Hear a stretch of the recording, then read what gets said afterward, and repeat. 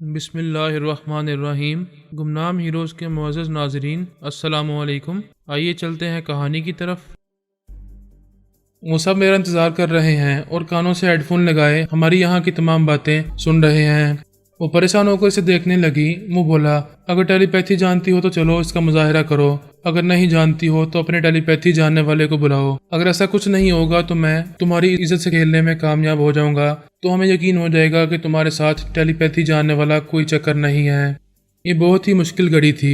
کبریا اگر اس ہوس پرست سیاسی لیڈر سے جینا کی آبرو بچاتا تو یہ ثابت ہو جاتا کہ اس کے پیچھے کوئی ٹیلی پیتھی جاننے والا چھپا ہوا ہے۔ پھر تو وہ فرہاد ہوگا یا اس کا کوئی خیال خونی کرنے والا ضرور ہوگا، اور ایسا تو ہو نہیں سکتا کہ ٹیلی پیتھی کے راز کو چھپانے کے لیے کبریا اس کی آبرو کی حفاظت نہ کرتا۔ حفاظت تو کرنا ہی تھی، لیکن دامن بچا کر۔ چنڈال جوگیا کا حلیہ ہی بدل دیا تھا۔ پہلے اس کے بال لمبے لمبے تھے، سر سے پیٹھ کی طرف جاتے تھے، بہت ہی گھنے اور الجھے ہوئے تھے۔ ان بالوں کو تراش کر بہت چھوٹا کیا گیا تھا۔ بڑی بڑی مونچھیں تھیں، انہیں مختصر کیا گیا تھا۔ داڑھی کا صفایا کر دیا گیا تھا۔ شیمپو سے بالوں کی دھلائی ہوئی تھی۔ خوشبودار صابن سے پورے چہرے اور بدن کو رگڑ رگڑ کر صاف کیا گیا تھا۔ اس طرح وہ ایسے نکھر گیا تھا جیسے لندن یا امریکہ سے کسی تعلیم یافتہ شخص کو امپورٹ کیا گیا ہو۔ وہ انگریزی جانتا تھا، صرف روانی سے بول نہیں سکتا تھا۔ اس کے لیے ٹیوٹر رکھے گئے، اسے ادب و آداب سکھانے کے لیے بھی ٹیچرز رکھے گئے۔ وہ صبح سے شام تک اسے تربیت دے رہے تھے۔ وہ ایک میلا اور جھوٹا برتن تھا، اسے مانج مانج کر صاف کیا جا رہا تھا، چمکایا جا رہا تھا۔ وہ ایسی تعلیم و تربیت سے بیزار نہیں ہو رہا تھا، کیونکہ اسے انگریزی سکھانے والی حسینہ یورپ سے آئی تھی، اور ہندوستانی ادب و آداب اور طور طریقے سکھانے کے لیے بھارتی حسیناؤں کو اس کے پاس پہنچایا گیا تھا۔ اس طرح دن رات اس کے آگے پیچھے حسن و شباب کا میلہ لگا رہتا تھا۔ دو ایسے ٹیوٹر رکھے گئے تھے جو ٹیلی پیتھی کی دنیا کے بارے میں پوری معلومات رکھتے تھے کہ ٹیلی پیتھی کی ابتدا سے لے کر اب تک ہماری دنیا میں کتنے خیال خوانی کرنے والے آئے اور گئے۔ ان میں سے ایک ٹیوٹر نے چنڈال جوگیا سے کہا، مسٹر جوگیا، آپ کو یہ معلوم ہونا چاہیے کہ ماضی میں کتنے ٹیلی پیتھی جاننے والے گزر چکے ہیں، اب ہماری دنیا میں کتنے رہ گئے ہیں۔ وہ بولا، میں یہ معلوم کر کے کیا کروں گا کہ ماضی میں کتنے ٹیلی پیتھی جاننے والے تھے اور وہ مر چکے ہیں، مجھے ان سے کیا لینا ہے۔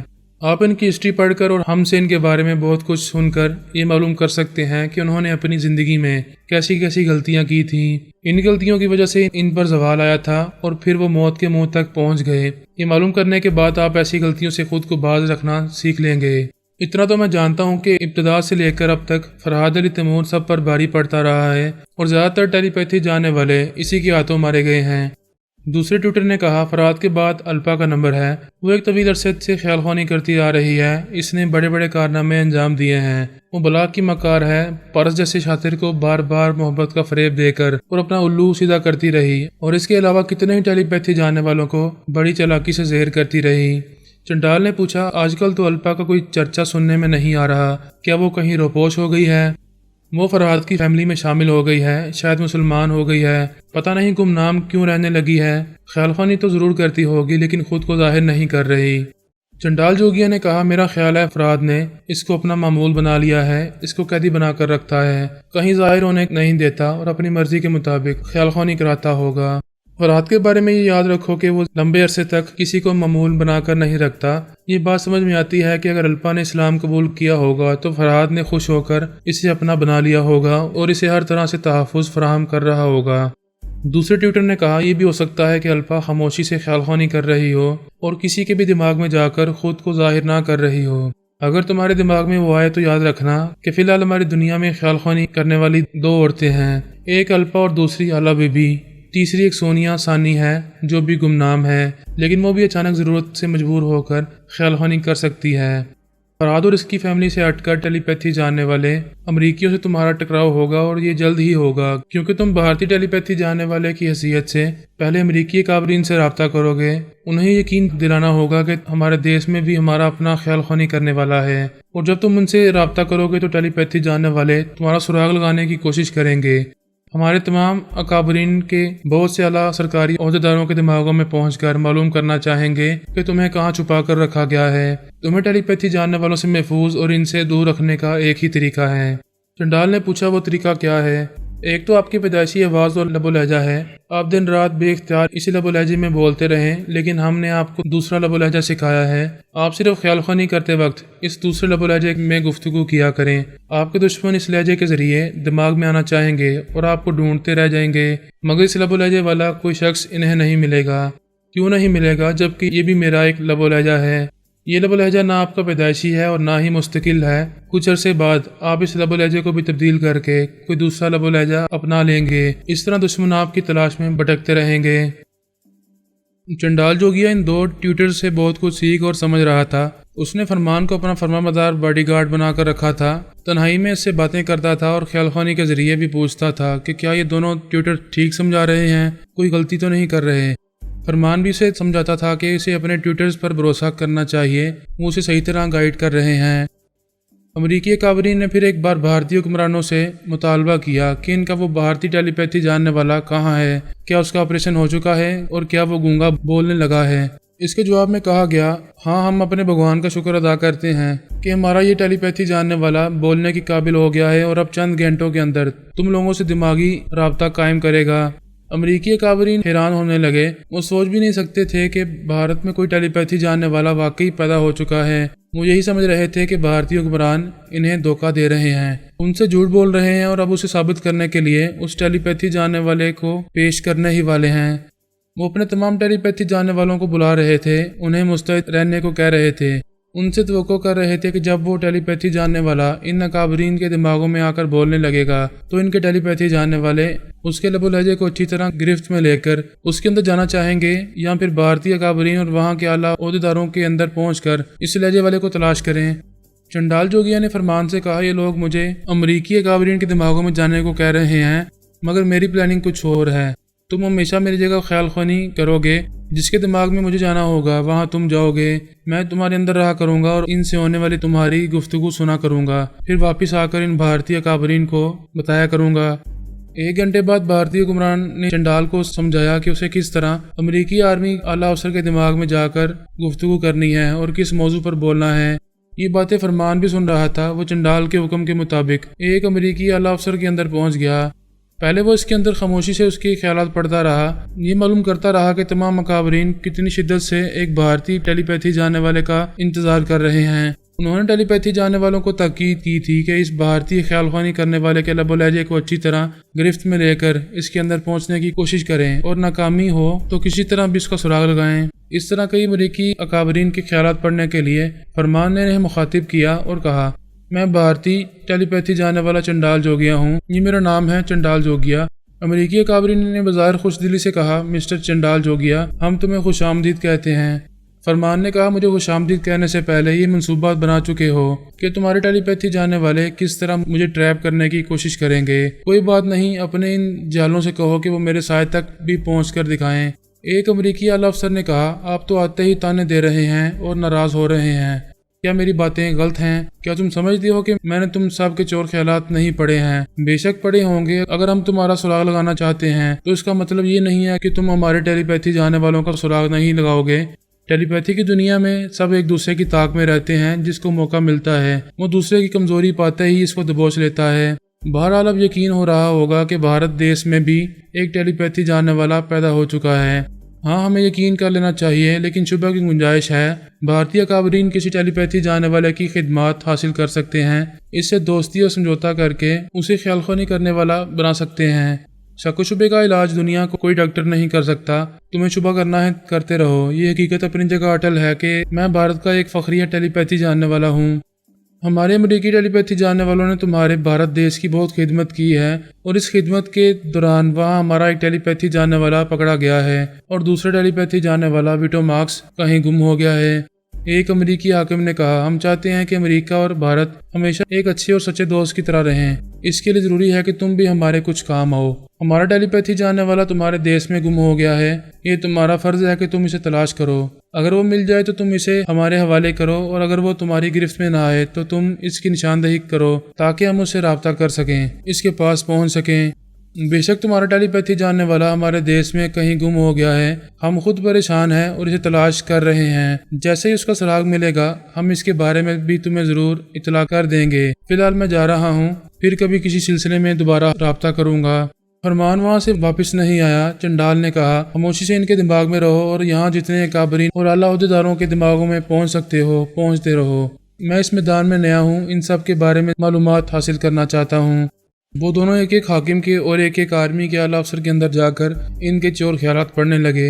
انہیں رفتہ رفتہ ان کے اندر کی بہت سی باتیں، بہت سی کمزوریاں معلوم ہونے لگیں۔ ان امریکی اکابرین کے درمیان بھی ذاتی اختلافات تھے۔ ان میں سے کچھ ایسے تھے جو اسرائیل اور یہودیوں کے خلاف تھے، ان کی برتری پسند نہیں کرتے تھے۔ باقی اکابرین یہودی نواز تھے اور وہ کہتے تھے کہ امریکہ میں اور خاص طور پر نیو یارک وغیرہ میں یہودیوں کی برتری ہے، بڑے بڑے کاروبار پر یہودی سرمایہ دار چھائے ہوئے ہیں اور وہی امریکی معیشت پر حاوی رہتے ہیں۔ چنڈال جوگیا نے فرمان سے کہا، میں ایک امریکی حاکم کے خیالات پڑھ رہا ہوں، اس کا نام لانسر ہے۔ یہ ایک ایسے شخص سے گفتگو کر رہا ہے جو انڈر ورلڈ کا گاڈ فادر کہلاتا ہے، تم فوراً یہاں آ کر اس کی باتیں سنو۔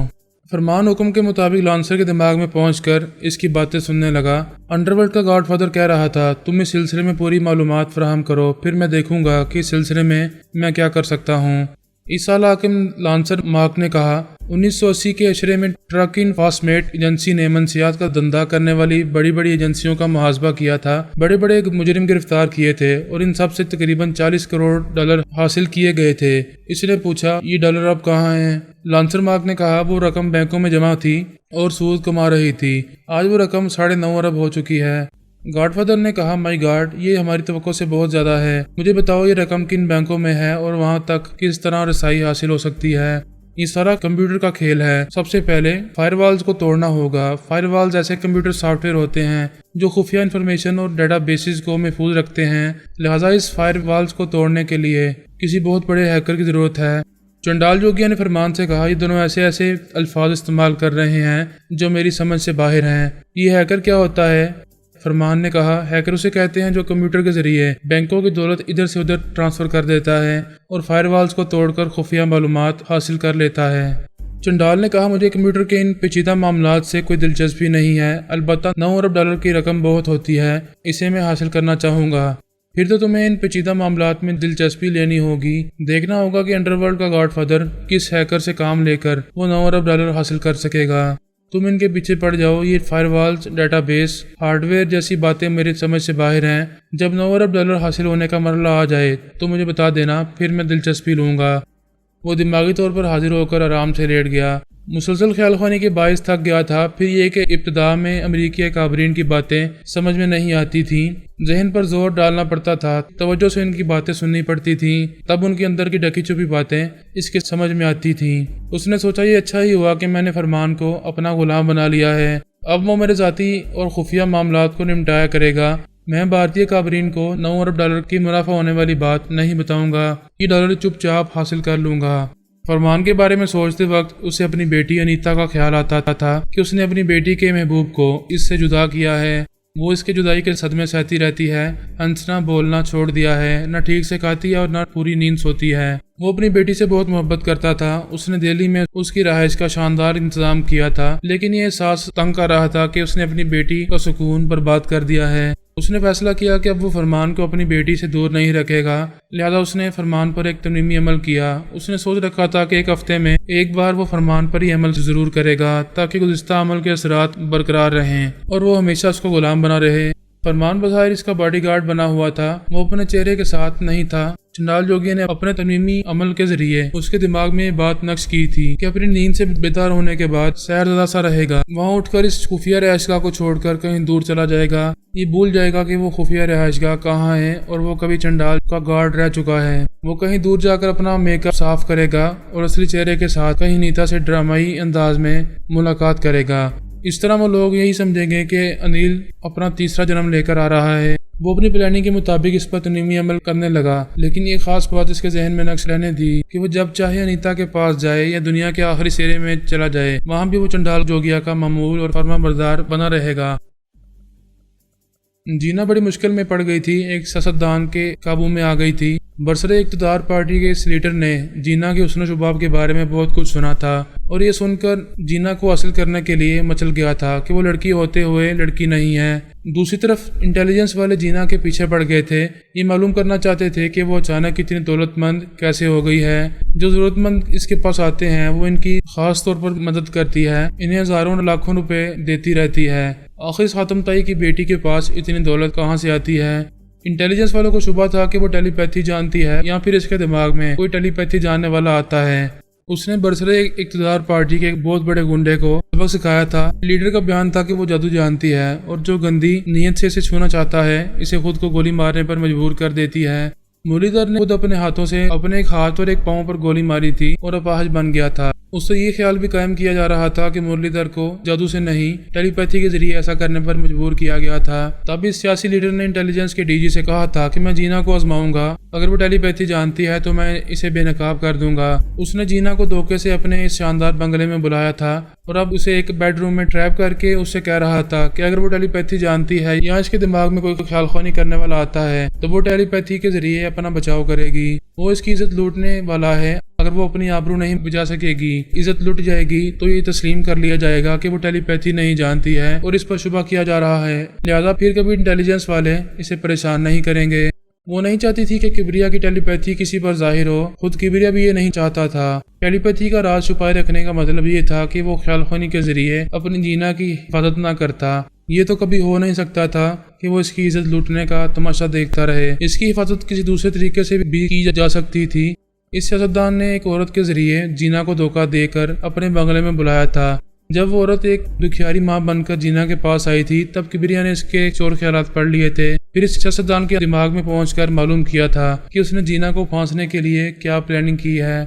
वो बड़ी चालबाजी से काम ले रहा था। एक तरफ जीना की इज्जत से खेलना चाहता था, दूसरी तरफ इंटेलिजेंस वालों के सामने ये साबित करना चाहता था कि वो टेलीपैथी जानती है या नहीं। वो टेलीपैथी जानने वाला कोई भी सियासतदान को नुकसान नहीं पहुंचाएगा। अगर जीना अपनी किसी रूहानी कुव्वत से इसे नुकसान पहुंचाना चाहेगी तो इंटेलिजेंस वाले फौरन ही इसकी मदद करने आ जाएंगे।